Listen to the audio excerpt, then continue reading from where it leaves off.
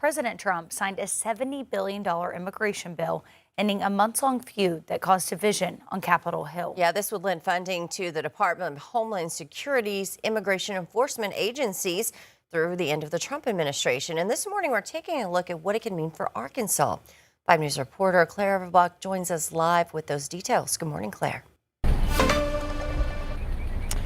Good morning, Joe. Tiffany. Breaking that package down, it would send funds to ICE and Border Patrol and Protection.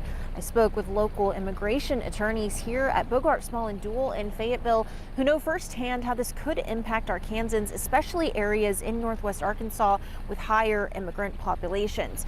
According to the White House, here's the breakdown of this nearly $70 billion funding package. The law includes $38 billion for U.S. immigration and customs enforcement and $26 billion for customs and border protection. An additional $5 billion would cover unforeseen costs. Local immigration attorneys say that level of funding could create uncertainty for some immigrant families in this area. President Trump has said the money will allow law enforcement the necessary resources to do their jobs, protect borders, and remove criminals he says are in the U.S. illegally. Some are just confused about what the law actually does and does not do. A lot of the misconception is that this is just giving ICE unlimited power, but that's actually not true. That's not what's happening. It's simply just a funding bill to give more funds and access so we don't have another shutdown like we had before in regards to funding these agencies, which is not just ICE, but other agencies and within the government as well. For those who have questions or are experiencing any hesitation, local attorneys encourage them to seek information from official sources. Live in Fayetteville, covering news where you live, Claire Everbach, 5 News. All right, thanks, Claire. Well, developing attorney Joey McCutcheon is asking the Sebastian County prosecutor for a criminal investigation.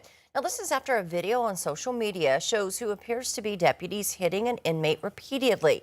We have confirmed with the sheriff's office that the video is legitimate. They will be addressing the media tomorrow about this and providing the video.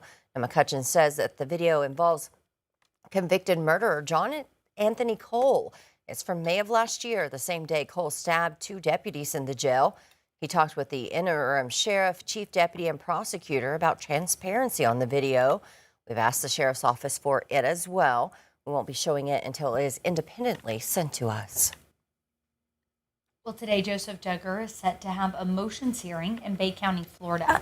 The hearing will focus on Duggar's requests to amend a court order, which would allow him to contact his children and access his properties in Benton County. Duggar was arrested back in March, accused of molesting a 9-year-old girl in 2020. He has pleaded not guilty. Duggar and his wife, Kendra, are also facing charges in Arkansas, accused of false imprisonment and child endangerment.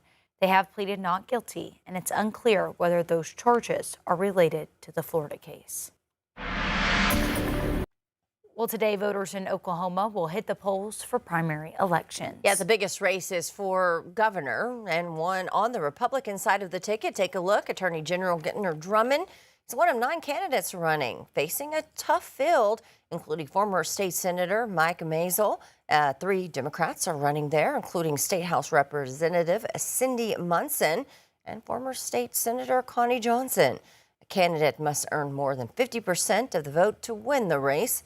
Otherwise, the top 2 will move on to a runoff in August. Now, voters will also decide on increasing the state minimum wage. If you vote yes, it would gradually increase over the next 3 years from $7.25 to $15 an hour. Polls are open 7 to 7 today. Now, you must be a registered party voter to vote in the state and federal office races.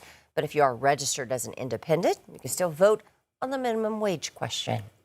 There's a new program aiming to get more people out on the bike trails. Not just in Northwest Arkansas, but across 14 counties in Arkansas and Oklahoma.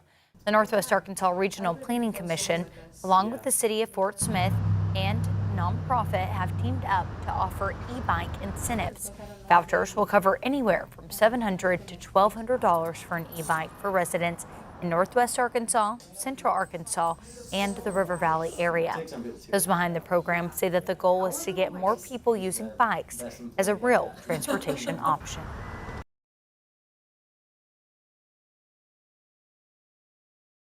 We're set to open on July 9th. To find out where to apply, you can visit this story on our website, 5newsonline.com. Well, President Trump is at the G7 summit in France this morning, meeting with world leaders. Yeah, Monday he announced the U.S. and Iran have electronically signed a deal to end the war. Jared Hill has more. At the G7, The deal's all signed, and the strain is already partially opened. President Trump is celebrating a framework for peace between the U.S. and Iran.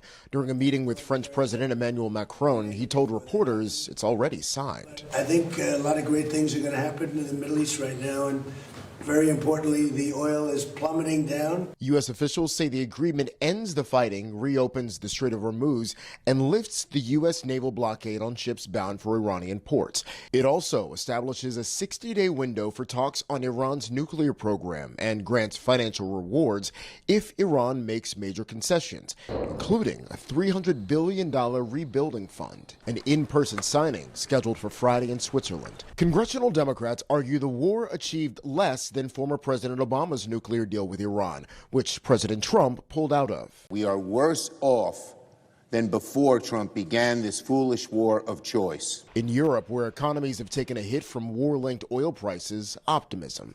French President Emmanuel Macron. We are ready to take our fair share of the burden and be part of the commitment of the international community in order to support this deal. What's not clear is if Israel will end its attacks on Iran-backed Hezbollah militants in Lebanon. Israeli Prime Minister Benjamin Netanyahu says troops will stay in Lebanon as long as necessary. Meanwhile, today at the G7, President Trump is set to meet with leaders from Qatar and the United Arab Emirates as he turns focus to ending Russia's war in Ukraine. Jared Hill, CBS News. Well, military officials say 8 people died when a B-52 bomber crashed shortly after takeoff at Edwards Air Force Base in Southern California. Yeah, the plane went down in the Mojave Desert north of L.A. during a routine test mission. Military personnel, government civilians, and contractors were on board. After reviewing the footage of the crash, it was deemed that this was an unrecoverable crash and unsurvivable. At that point, we went into the notification process. Now, Boeing confirms that 2 of its employees were on board. The Air Force says an investigation into what happened could take months.